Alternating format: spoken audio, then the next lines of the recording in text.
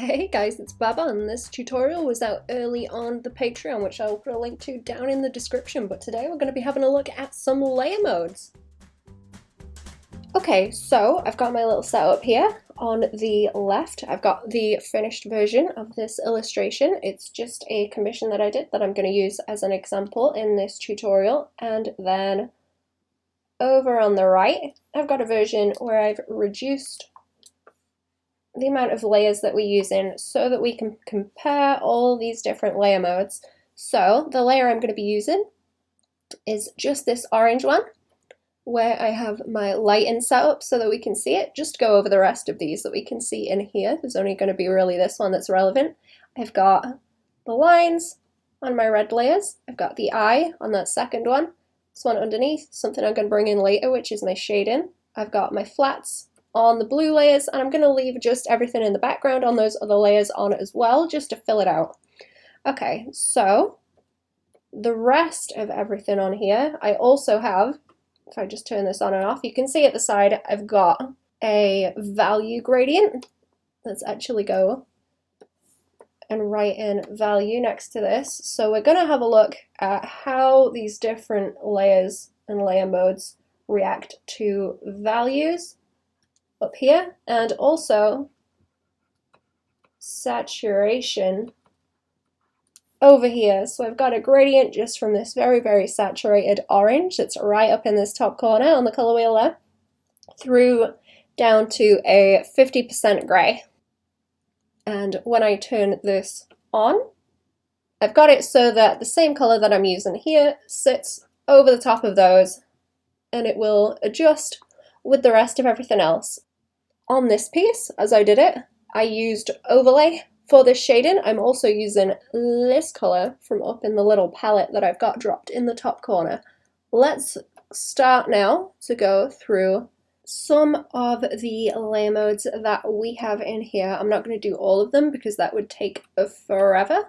If you would like to see a longer tutorial on the way I do this kind of style of illustration up here, in terms of the shading and the layer modes and everything, I will put a link up in the top corner to a tutorial for that right now, and also at the end of the video.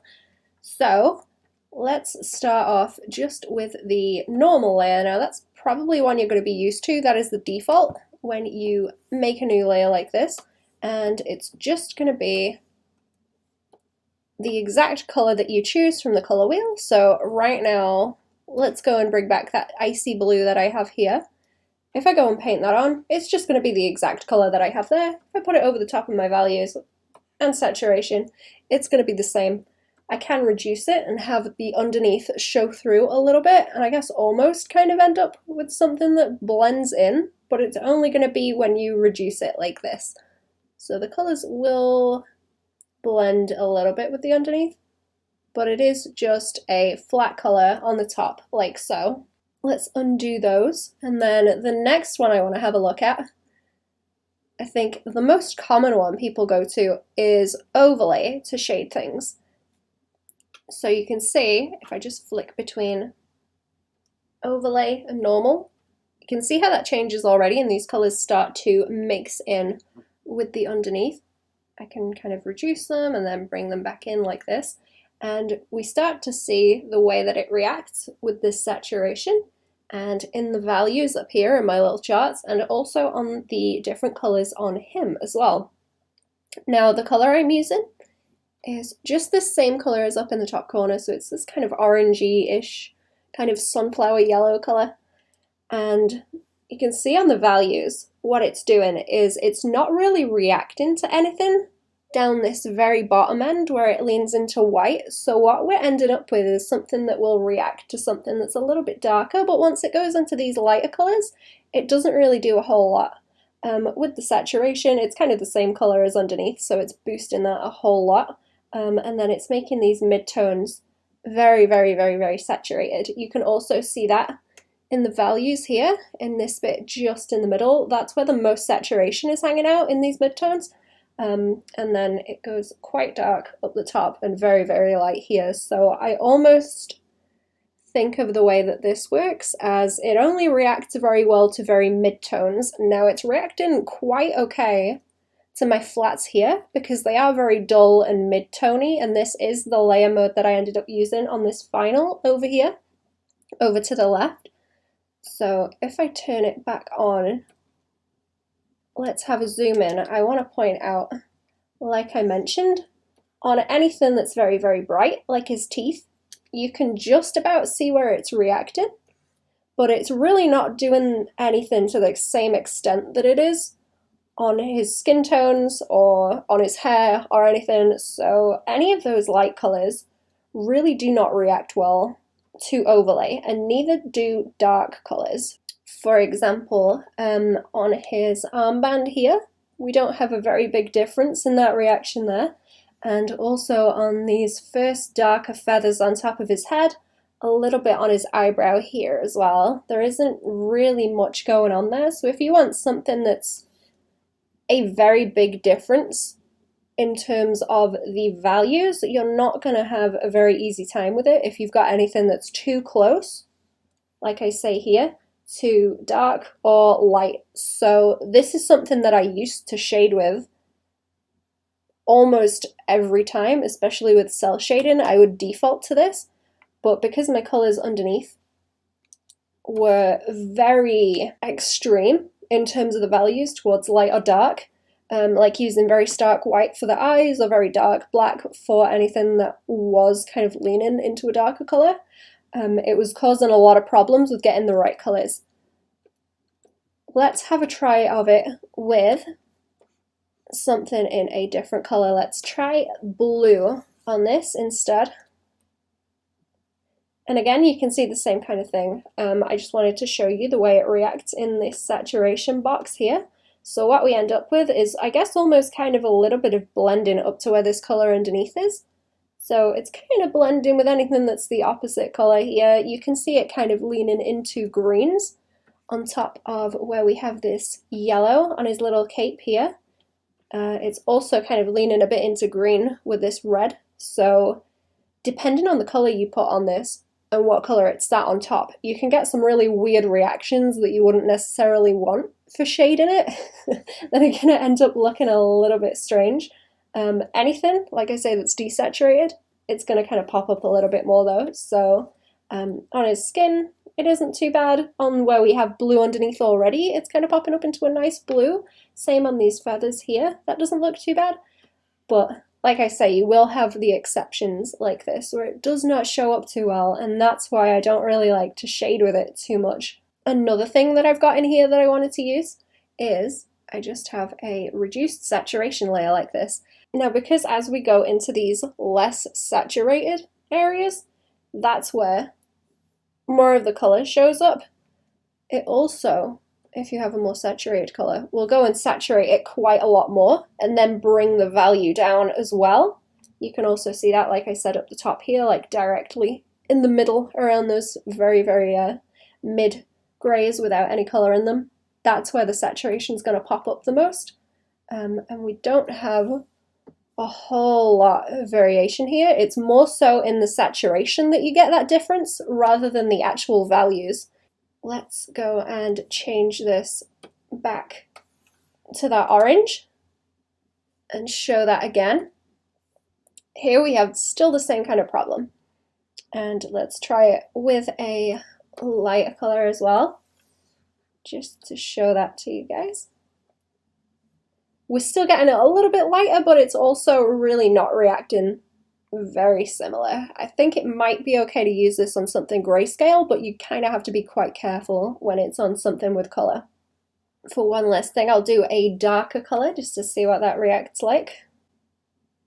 And when we get into the darker colors with the overlay, it kind of just ends up saturating them quite a lot, and then we also get this thing still where it's reacting to all these nice midtones or darker colors, but it's making them very kind of muddy towards just very, very, very, very dark like this. You're kind of reducing where the actual color pops up with using those darker colors, and still on the teeth and the eyes, it's very, very, very small difference in there. So shading anything light like that just doesn't tend to read very well or pick up very well. With overlay, a different way that it does look okay sometimes though is if I just take my base colors and reduce them a little bit. If you go with darker colors underneath, you can get a little bit more contrast there, but it's still going to end up with quite a lot more reaction just in the mid-tones than it is anything towards very light or very dark. Okay, the next one I want to look at, which is the other one I tend to go to now for my shading, is hard light, which also has its own issues, and I will often combine this with a duplicate of the same layer in overlay just to get that kind of balance. You can see the difference with hard light immediately in that this is a little bit more of a solid color. So the way that this sits over the top, for example, of this blue on his face here, it's a little bit more solid than the way that this overlay reacts to it and just kind of pulls it more in towards green. It's pulling it a lot more into this orange that I have as a default. And it's almost like a normal layer, but it has a bit more reaction underneath, or with the colors underneath, like so. You can also see this in the brown here, where it's really bringing in quite a lot of just that orange, which it doesn't do in the same way here. It kind of bleeds a little bit more into it with the overlay than it does with the hard light. This can actually help with any very bright direct light that you want, but it will cover up anything that is a little color change specifically like this. For example, a better example actually is this little paw print on him. You can see where this is on the top, the difference between those there, and also the values just absolutely get washed out there in comparison to the underneath, and it makes it very, very hard to see. So you can need to correct things like that. Let's take this off and take a look at the values. Now you can see this reacts in a very different way to the overlay, where we get something like this, where the very darks and the very whites get very washed out. If we bring it forward, this will sit over the top of anything dark and over the top of anything light. You kind of get this even gradient over the top of all the values, so you're not going to have any of that funny reaction where it's not going to sit very well over anything, but you are, in exchange for that, going to have something that's very, very solid in the color that you've put down over the top. Also with the saturation, it kind of just sits over everything like this. It doesn't matter if it's on these kind of middling grays, it sits over the top of them and works into, like we already have at the top, the full saturation, just the kind of full coverage of the color through all those values and through all of this too. Let's try it with a blue. I'm trying to keep this to oranges and blues so we have some nice opposite colors like this, and you can see it kind of reacts in the same way. We maybe have a little bit, a very, very, very tiny bit of leaning in towards a mixed color here with a slightly greenish tint in the blue that I've put down, mixed in with this orange that is underneath there, but it's very, very, very, very slight. If I just zoom in again as well, like I mentioned before with the orange covering up this blue on the face and also on his arm down here, you can now see with his little tattoo on his chest in that yellow, it's also kind of covering that up quite a lot where it's coming over this way. Let's zoom back out. And again, kind of mid-tony. If you use a more saturated thing, it might kind of blend in, and you'll end up with kind of more difference between the saturation edgely than a value. Let's try it with a lighter color as well, like so, like this. These do have the ability to get very bright like this as well. And you can see it's kind of doing the same thing with those values and covering a lot here. You can make it quite a lot lighter like this. This could be a good way to shade something in grayscale and then come back in with colors over the top to fix later though. Let's try it with something a bit darker as well. if I was to shade the shadows, I could potentially use something like this. Let's actually try this. Maybe, just for a second, on my shading layer, which I was going to get to in a second. Maybe use it on a layer like this with something a little bit darker, or maybe something, let's try something a little bit more kind of middling orange just to bring that kind of thing in. Maybe wash them in like that so I've got a bit of a gradient. But this is usually my choice for shadows so that I can just bring in a little bit of something darker or a little bit of maybe more saturation if it's more of a mid-tone, like so. Rather than something that will wash everything out like this. Let's put this now back to that nice orange. And the next one I'm going to look at is soft light. Just in between overlay and hard light, we have soft light. And I really don't use soft light very often because I've found that you can get basically the same reaction if you are to reduce the hard light to, I guess, around kind of 30%, it seems to be to me, like here. Seems to be the same. So it's very, very close to that. And I don't really use it very often because of that, unless I want something really, really subtle, but it tends to be easier to just get a hard light layer and adjust the opacity rather than making a whole new soft light layer that kind of does the same thing, like so. So I don't have a whole lot to say about soft light. Let's go and have a look at glow is the next one that I will use most often, like so.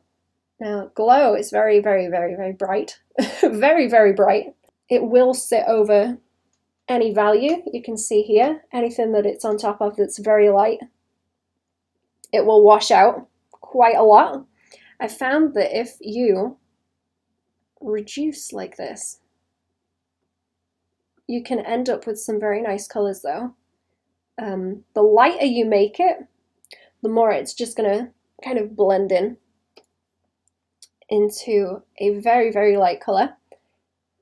But as you tend to lean into darker ones, it starts to make quite a nice saturated color. And something that I like to take advantage of with this is actually, especially on skin tones when you have something like this, is to just go and wash it out and see the way that it reacts to the colors underneath. Now it only seems to be Add Glow specifically that does this, and it's one of my favorite little things. I really like doing this in skin tones and hair so that you get that nice little variance in the colors. You can see how it kind of swings from that yellow and into something that's a little bit more of a saturated version of what's underneath with this slightly pink color. It tends to kick up a little bit of what you have underneath, like that. Let's try it in a blue as well, like this.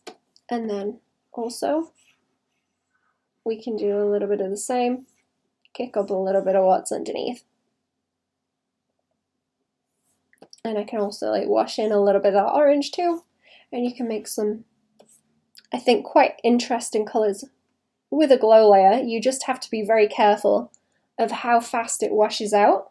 If I zoom in on this, you can see quite how sharp that cutoff is between these colors when I go and wash that orange in next to the blue. You can tend to end up with a very sharp line along the edge like this that you have to be very careful of. The more you wash it out though, but the more you wash it out, the more you can see these interesting little gradients in there that don't quite present the same when it's solid like this. Let's undo that and zoom back out. Go back to the solid chunk like this. Now you can see with this opposite color with the blues that it's kind of cancelling out a lot of this. So it will cancel out any kind of opposite colors on the color wheel. So I've got, like I mentioned, I've got the orange and the blue kind of opposite each other. It's cancelling out what we've got there, but it's going to kick up more saturation kind of in these darker colors and not so much in the light where it's going to get very overexposed and washed out. After add glow, I'm going to have a look at just add that is slightly above this one as well. So add glow to add.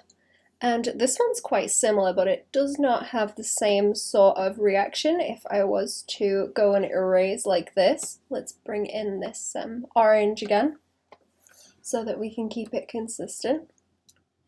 If I go and erase this orange here, we don't get the same reaction in that gradient that we do with add glow, and I'm not quite sure why that is, but it does not react in the same way. It almost reacts similarly, I would say, to maybe hard light. It just is a lot lighter rather than very saturated like this is. We go back to the add glow. It's just very light. You can see it does kick up a little bit more saturation in these very dark values, but it also goes very light very quickly in anything that is above 50% grey there through the middle. Let's try something towards the blue as well.